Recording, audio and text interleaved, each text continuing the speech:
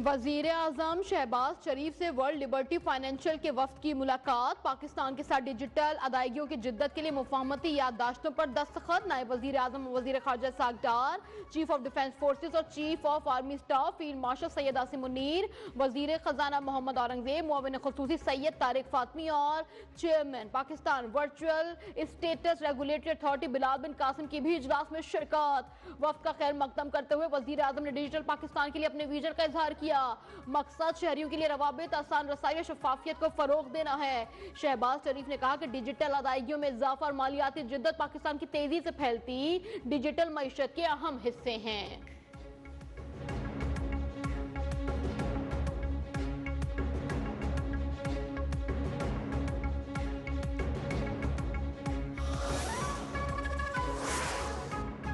वज़ीर-ए-आज़म की क़यादत में हुकूमत माशी इस्लाहात के एजेंडे पर गामजन है। PIA की निष्कारी से मईशत पर बोझ कम होगा। तवानाई के शोबे में गर्दिशी कर्जों से निपटने के लिए भी इकदाम जारी हैं। शफाफियत और मौसर कारकर्दगी के जरिए पाकिस्तान की तरक्की के लिए बातों से आगे बढ़कर डिलीवरी पर तवज्जो देना होगी। नायब वज़ीर-ए-आज़म इसाक डार का खिताब, कहा मईशत की बुनियादों को मजबूत बनाना ज़रूरी है। माशी शोबे में जदीद टेक्नोलॉजी से इस्तेफादा वक्त का तकाजा है। PIA की निष्कारी का अमल कामयाबी से मुकम्मल हुआ।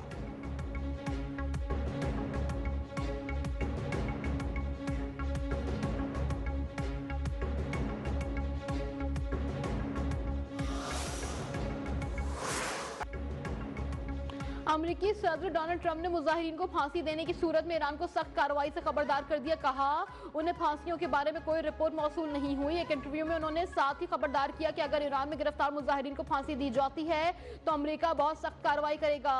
हम नहीं चाहते कि ईरान में जो कुछ हो रहा है वो ऐसे ही जारी रहे, लेकिन जब हजारों लोगों को कत्ल किया जाए और फांसी की बात हो तो फिर उन सबका नतीजा ईरान के बिल्कुल अच्छा नहीं होगा।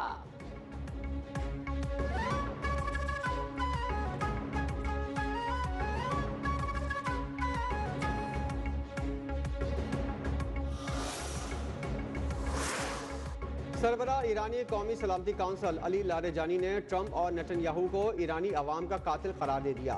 अली लारेजानी ने अपना जवाब डोनाल्ड ट्रंप के पैगाम को रिपोस्ट करके दिया। ट्रंप ने अपने पैगाम में लिखा था कि ईरान के अवाम एहतजाज जारी रखें और अपने इदारों का कंट्रोल संभालें। ईरान के अवाम को मदद पहुँचने वाली है। ईरानी वज़ीर ख़ारजा का मुत्तहदा अरब अमारात और तुर्किया के वज़ीर ख़ारजा से टेलीफोनिक राबता, मुसलसल मुशावरत और हम आहंगी की ज़रूरत पर जोर।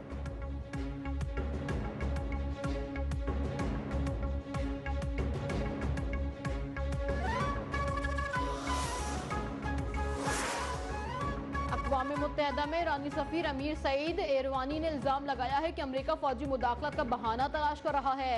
सलामती कौंसिल को लिखे गए खत में एरवानी का कहना था कि ट्रंप सियासी अदम इस्तेहकाम और तशद्दुद को भड़का रहे हैं। वो ईरान की खुद मुख्तारी कौमी सलामती को खतरे में डालने के जिम्मेदार हैं। अमरीका और इसराइल की कार्रवाइयों से बेगुनाह शहरी भी जाबहक हो रहे हैं। अमरीका की पॉलिसी का मकसद निज़ाम तब्दील करना है। पाबंदियां, धमकी और इंतशार बहाना बनाने के लिए इस्तेमाल किए जा रहे हैं। अमरीका का ये मंसूबा दोबारा नाकाम होगा।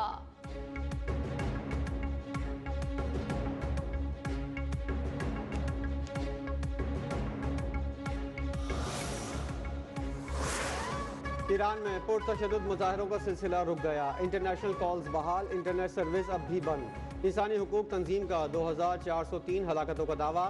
ईरानी इंटेलिजेंस हुक्काम ने कहा है कि उन्होंने मुतादिद घरों से अमरीकी साख्ता धमाका खेज मवाद और असलहा पकड़ लिया। ईरानी सदर मसूद पज़ेश्कियान का कहना है कुछ लोगों ने दहशतगर्द मुल्क में दाखिल किए, उनके पीछे अमरीका और इसराइल हैं।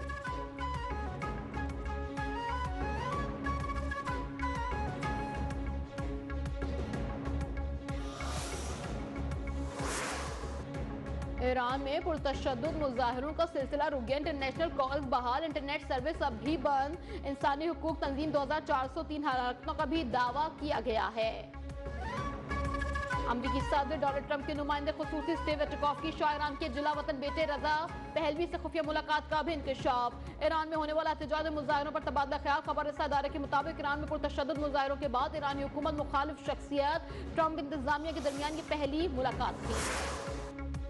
टेस्ला और स्पेस एक्स के बानी एलॉन मस्क ने ईरान में मुफ्त स्टारलिंक इंटरनेट फराहम कर दिया। अमरीकी मीडिया के मुताबिक एलॉन मस्क की कंपनी स्पेस एक्स अब ईरान में सार्फिन को स्टारलिंक सैटेलाइट सर्विस के जरिए मुफ्त इंटरनेट फराहम कर रही है, क्योंकि ईरान में कई रोज से इंटरनेट बंद है। हलाकतों की दुरुस्त तादाद मालूम करना मुश्किल हो गया। ईरान में पहले से गैर फाल स्टारलिंक अकाउंट्स अब फाल हो गए हैं। उनकी सब्सक्रिप्शन फीस भी माफ कर दी गई है।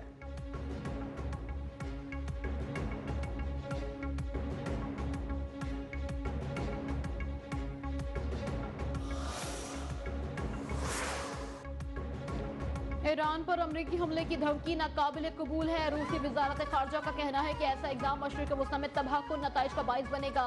मसनूई तौर पर भड़काए गए एहतजाज अब मान पड़ रहे हैं। सदर ट्रंप की जानिब से टैरिफ की धमकी ब्लैकमेलिंग करार।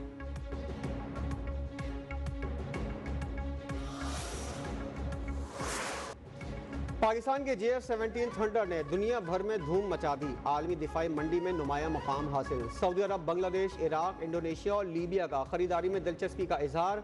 मुतादिद ममालिक पाकिस्तान से खरीदारी मुआहदों के करीब। सऊदी अरब का $2 अरब का कर्जा JF-17 की खरीदारी में तब्दील करने पर गौर। नाइजीरिया ने 2021 में 3 तैयारे खरीदे। 2024 में आज़रबाईजान ने 16 तैयारे खरीदे।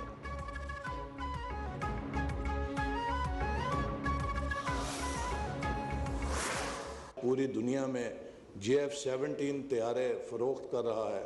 वही मुल्क आज ट्रैक्टर साजी के अंदर 100% ट्रैक्टर खुद मुकामी बना रहा है। ऑटोमोबाइल सेक्टर में भी किसी हद तक सलाहियत रख चुका है। इंजीनियरिंग सेक्टर में भी सलाहियत रखता है। उसकी टेक्सटाइल इंडस्ट्री भी किसी न किसी दर्जे में डेवलप हुई। वफाकी मंजूर मनसूबाबंदी एहसन इकबाल का कहना है कि पाकिस्तान एक एटमी कुव्वत होने के साथ साथ आज दुनिया भर में JF-17 तैयारे फरोख्त कर रहा है। ट्रैक्टर साजी, ऑटोमोबाइल और इंजीनियरिंग सेक्टर में पाकिस्तान ने नुमाया तरक्की हासिल की। हालिया दौर में पाकिस्तान ने दुनिया में नुमाया कामयाबियां हासिल की। अब अगली मंजिल को देखना होगा। 1980 में चीन की फीकस आमदनी हमसे कम थी, आज वो हमसे बहुत आगे निकल चुका है।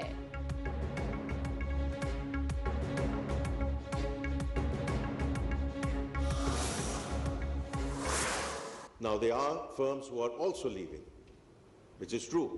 और उसमें हमें एक्नॉलेज करना चाहिए कि अगर टैक्सेशन हाई है या एनर्जी कॉस्ट हाई है या उसकी फाइनेंसिंग कॉस्ट है, all this moving in the right direction. ये सच है कि कुछ फर्म्स मुल्क से जा रही हैं। हमें तस्लीम